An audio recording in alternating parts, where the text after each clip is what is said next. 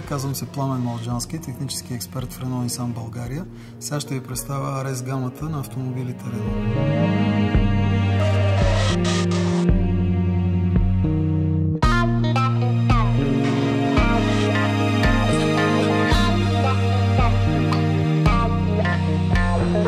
Сега ще се спрем по-подробно на най-младия член на RS семейството, именно Clio 4 RS, автомобил, призван да наследи легендарното Clio 3 RS и автомобил, който трябва да разшири кръга от почитатели на спортните модели на Renault. Той е снабден с високоефективен 1,6 литров турбобензинов двигател с директно впръскване, с максимална мощност 200 конски сили и 240 Нм въртящ момент. И за първи път в този клас автомобили трансмисията е с двоен съединител с управление от волана. Нещо, което почитателите на спортните автомобили са свикнали да срещат предимно в изключително скъпи и ексклузивни модели. Този автомобил съчетава динамиката и отличното пътно поведение на предходния RS модел с практичността и използваемостта в ежедневието на обикновеното Clio 4. Снабден е с спирачна система на Brembo и е изключително удобен и комфортен за придвижване.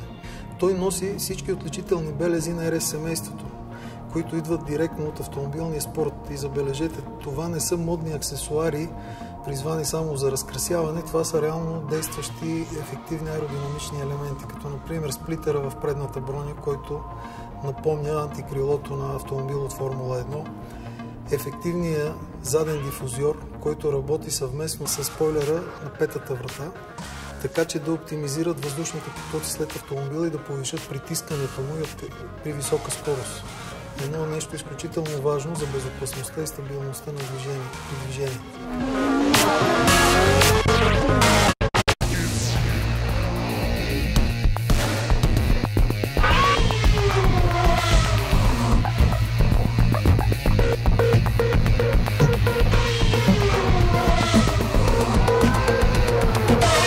Следващия модел е емблема за RS семейството на автомобилите Renault, а именно Megane RS. Автомобил, който държи рекорда на легендарното трасе Нюрбургринг, северната дъга на Нюрбургринг за автомобил с две задвижващи колела. Автомобил, който даде по-добро време от прословутото BMW M1 купе.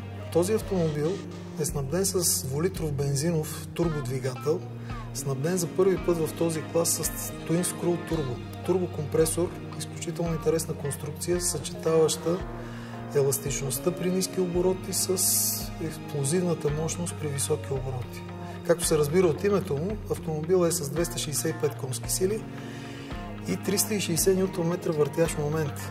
Като тук за първи път имаме възможност за избор на режимите на работа, т.е. любителите на спортното усещане могат да бъдат по-икономични и така призвани да шофират по-лежерно и спокойно в обикновените дни, когато отидат на пистата за неделното кръгче, могат да преминат в така наречения спортен режим, който осигурява мощността от 265 конски сили. Този автомобил също е с високоефективна аеродинамика и най-вече окачване, което е емблематично за този клас и се копира в момента от нашите конкуренти. Именно това е предното окачване с независим шенкел, което намалява влиянието на силовия тракт върху кормилното управление. Нещо изключително важно за мощни автомобили с предно предаване.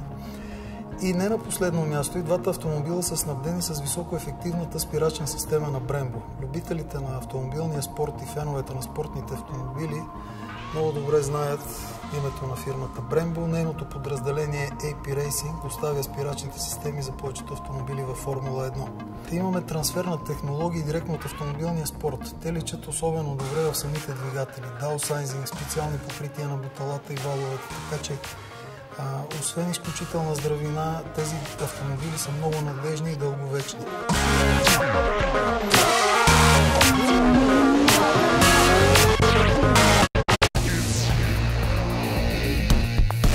И сега искам да се спра с няколко думи на най-малкия и забавен член на RS гамата, а именно Twingo RS.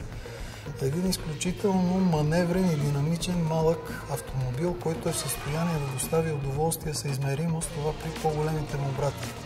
Той е снабден с 1,6 литров атмосферен бензинов двигател с мощност 133 конски сили и 160 Нм въртящ момент, като в същото време носи характерните белези на RS моделите. Сплитъра в предната броня, антикрилото на капака на багажника и дифузиора в задната броня.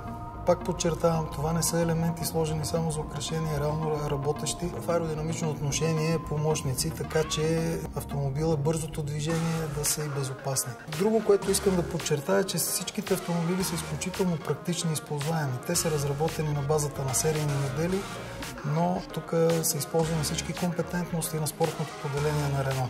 Това е отдела, който е отговорен за разработката на клубните формули, Меган Трофи шампионата, всички модели, участващи в рали спорта.